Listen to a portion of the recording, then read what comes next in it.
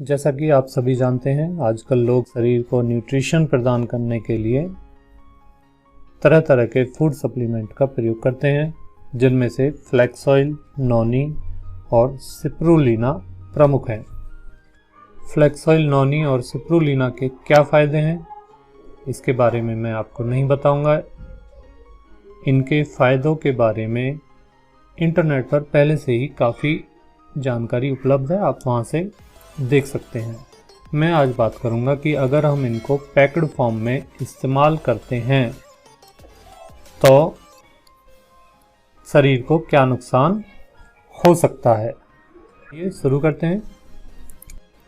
तो सबसे पहले हमें ये जानना होगा कि इन प्रोडक्ट को नेचुरल फॉर्म से पैक्ड फॉर्म में बदलने के लिए इनमें क्या परिवर्तन किया गया। तो आप सभी जानते हैं कि इनको पैक करने के लिए कैप्सूल के खोल का इस्तेमाल किया जाता है और प्रिजर्वेटिव्स मिलाए जाते हैं। तो आइए जानते हैं कि इन चीज़ों से क्या क्या नुकसान होता है। तो ये फ्लैक्स ऑयल है और यहाँ आप देखिए, यहाँ लिखा हुआ है each soft gelatin capsule contains. तो कैप्सूल का जो खोल है वो किससे बना हुआ है? जेलेटिन से। तो कोई भी कैप्सूल होगा, उसका जो खोल होता है वो जेलेटिन से बनाया जाता है। अब जेलेटिन क्या है, तो आपको ये जानकर हैरानी होगी कि जेलेटिन जानवरों की हड्डियों और मांस से तैयार किया जाता है। और अगर आपको इस बात पर विश्वास नहीं हो रहा है तो चलिए आइए आपको दिखाते हैं। ये देश का प्रसिद्ध अखबार है दैनिक भास्कर। तो इसमें देखिए क्या लिखा है, कैसे बनता है कैप्सूल, सुनेंगे तो आपको भी आ जाएगी घिन। तो इस न्यूज़ का लिंक मैं आपको डिस्क्रिप्शन बॉक्स में दे दूंगा, आप वहां जाकर इसको तसल्ली से पढ़ लेना। देखिए यहाँ पे क्या लिखा है, रबर जैसा मुलायम खोल बनता कैसे है। तो यहाँ लिखा हुआ है, मुलायम सा दिखने वाला हिस्सा दरअसल जिलेटिन होता है। यह जिलेटिन जानवरों में पाया जाता है। ज़्यादातर कैप्सूल बनाने के लिए सूअर और बैल की बड़ी आंत और हड्डी का इस्तेमाल किया जाता है। जानवरों से बनने वाले इन कैप्सूल का सेवन मांसाहारी और शाकाहारी दोनों तरह के लोग करते हैं। भारत की बात करें तो यहाँ 98% कैप्सूल जेलेटिन से बनते हैं, क्योंकि ये सस्ते और आसानी से उपलब्ध हो जाते हैं। हालांकि भारत सरकार ने बीते दिनों में पेड़ पौधों के सेल्यूलोज से कैप्सूल बनाने की बात कही है, लेकिन ये तकनीक फ़िलहाल बहुत महंगी है। इसीलिए ज़्यादातर कंपनियां कैप्सूल का खोल बनाने के लिए जेलेटिन का ही इस्तेमाल करती हैं। हमारे आदरणीय श्री राजीव दीक्षित जी ने भी जेलेटिन के बारे में बताया कि यह गाय और सूअर के मांस से बनाया जाता है। तो आइए वो भी देखते हैं। इसका लिंक भी मैं आपको डिस्क्रिप्शन बॉक्स में दे दूंगा और आप उसे आराम से पढ़िए। सारे लिंक आपको मिल जाएंगे, आपका काम सिर्फ पढ़ना है। गाय व सूअर के मांस से बनती है जेलेटिन, जो आप खाते हैं। तो यहाँ देखिए, जेलेटिन को सड़े हुए पशुओं की खालों, कुचली हुई हड्डियों, मवेशियों तथा सूअरों के जोड़ने वाले टिश्यू को उबालकर बनाया जाता है। हड्डियों, टिश्यूओं को काटने की मशीनों में डाला जाता है, जो उन्हें छोटे छोटे टुकड़ों में काट देती हैं। खालों के पक जाने के पश्चात उन्हें एसिड की टंकियों में डाला जाता है, जो गाय के बाल, चमड़ी, कार्टिलेज को अलग कर देता है। तो इस तरह से इस वेबसाइट पर काफ़ी जानकारी दी हुई है जेलेटिन के बारे में, आप इसे पढ़ लेना। इसी वेबसाइट में जब आप नीचे आएंगे तो आपको एक वीडियो भी मिलेगी राजीव दीक्षित जी की। तो उन्होंने जेलेटिन के बारे में क्या बोला है वो आपको मैं सुनवा देता हूँ। तो वो कैप्सूल बनाया जाता है जिस केमिकल से, उसका नाम है जिलेटिन। और जिलेटिन बनाया जाता है, वो सवेरे मैंने बताया, गाय के जो बछड़े बछड़ी होते हैं या गाय, उसके पेट में से बड़ी आंत निकाल के उसमें से बनता है जिलेटिन। तो सारे के सारे कैप्सूल मांसाहारी। तो अगर आप चुस्त शाकाहारी हैं तो कभी भी कैप्सूल तो नहीं खाना, गलती से भी नहीं। अब कैप्सूल के अलावा तो इस वीडियो का लिंक भी आपको डिस्क्रिप्शन बॉक्स में मिल जाएगा। तो ये फ्लैक्स ऑयल था जहां पर साफ लिखा हुआ है कि इसमें जिलेटिन का इस्तेमाल किया गया है। आगे है नॉनी। तो यहाँ पर यहाँ देखें तो हम ईच कैप्सूल कंटेन्स, यहाँ पर लिखा तो नहीं हुआ है, तो यहाँ पर ये तो नहीं लिखा हुआ कि इसमें जिलेटिन है, पर इसके अंदर भी कैप्सूल है और कैप्सूल का खोल जिलेटिन से ही बनता है। अगला प्रोडक्ट देखते हैं। आगे है, ये है स्प्रुलिना। स्प्रुलिना पर भी यहाँ नहीं लिखा हुआ कि ये जिलेटिन वाले कैप्सूल हैं, पर अगर इन दोनों में जिलेटिन नहीं है तो इन पर ग्रीन मार्क होना चाहिए, जो कि नहीं है। ये वेस्टीज कंपनी का एक और प्रोडक्ट है, कैल्शियम टैबलेट्स। तो यहाँ पर ग्रीन मार्क हमें साफ दिखाई दे रहा है। इसका मतलब ये पूरी तरह से वेजिटेरियन प्रोडक्ट है। पर जो फ्लैक्स ऑयल, स्प्रुलिना और नॉनी है, उन पर मैंने देखने की कोशिश की तो वहाँ पर कोई ग्रीन मार्क मुझे दिखाई नहीं दिया। ये जो तीनों प्रोडक्ट थे हमारे पास, इनको मैंने सामने से भी देखा, पीछे से भी देखा और साइड से भी देखा, पर मुझे कहीं भी ग्रीन मार्क दिखाई नहीं दिया।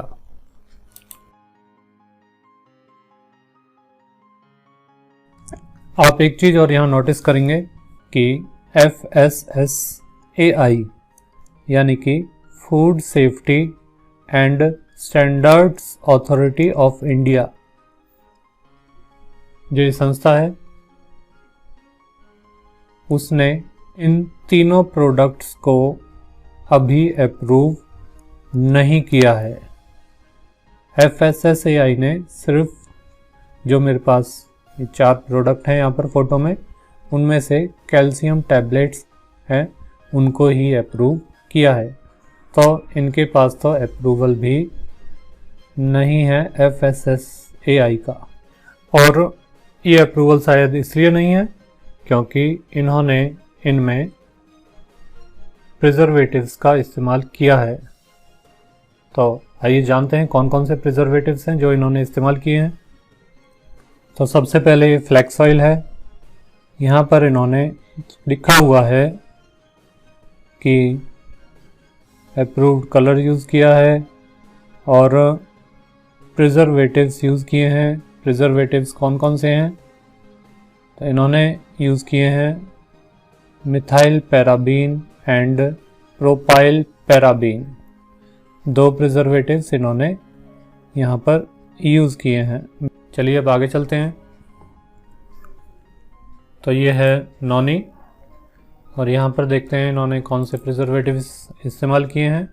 देखिए यहाँ लिखा हुआ है फिर से वही preservatives, methyl paraben sodium and propyl paraben sodium. अगला प्रोडक्ट देखते हैं, यह है स्प्रुलिना और यहाँ पर भी प्रिजर्वेटिव्स के रूप में मिथाइल पैराबेन सोडियम और प्रोपाइल पैराबेन सोडियम का इस्तेमाल किया गया है। तो ये मिथाइल पैराबेन और प्रोपाइल पैराबेन कितने खतरनाक हैं, आइए जानते हैं। तो मुझे एक ब्लॉग मिला है, भारतीय सौंदर्य दर्पण ब्लॉग। इसका लिंक भी आपको मैं डिस्क्रिप्शन बॉक्स में दे दूंगा, आप जाकर इसे पढ़ लीजिएगा।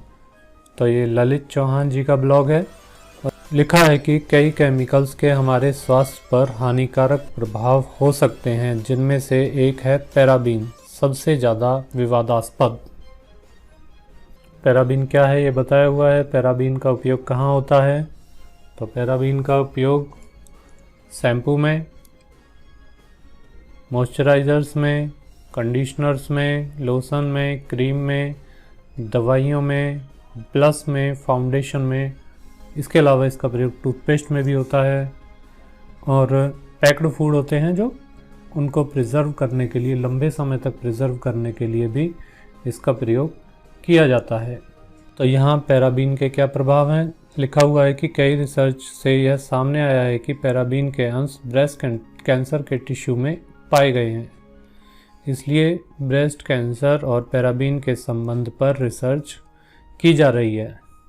आगे है पैराबीन त्वचा को सूर्य की रोशनी के प्रति संवेदनशील बनाते हैं, जिससे त्वचा पर एलर्जी, खुजली जैसी समस्याएं देखने को मिलती हैं और समय से पहले ही त्वचा पर झुर्रियाँ पड़ सकती हैं। तो ये समस्याएं तब हो सकती हैं जब पैराबीन का इस्तेमाल हमने त्वचा पर किया है। जो भी सन क्रीम और गोरा बनाने वाली क्रीम आती हैं उनमें पैराबीन होता है, और रिसर्च में ये सामने आया है कि गोरा बनाने वाली क्रीम और सन क्रीम से त्वचा का कैंसर हो सकता है। तो पैराबीन को स्किन पर लगाने से ही कैंसर हो सकता है। अगर उसे हम खा लेंगे तब उसका कितना नुकसान होगा ये आप सोच सकते हैं। आगे है लेबल पर क्या देखें। तो कोई प्रोडक्ट खरीदते हैं तो उस पर हमें देख लेना चाहिए कहीं मिथाइल पैराबीन या फिर propyl paraben, butyl paraben, ethyl paraben, इस तरह इसके कई नाम हैं। पैराबीन पर जो चीज़ें ख़त्म होती हैं वो प्रोडक्ट हमें इस्तेमाल नहीं करने चाहिए। देखिए मोटे मोटे अक्षरों में लिखा है इलाज से बेहतर बचाव है। तो कुछ कंपनियां अपने प्रोडक्ट पर इस तरह के लोगो लगाने लगी हैं कि हमारा प्रोडक्ट पैराबेन फ्री है, इसमें पैराबीन नहीं है।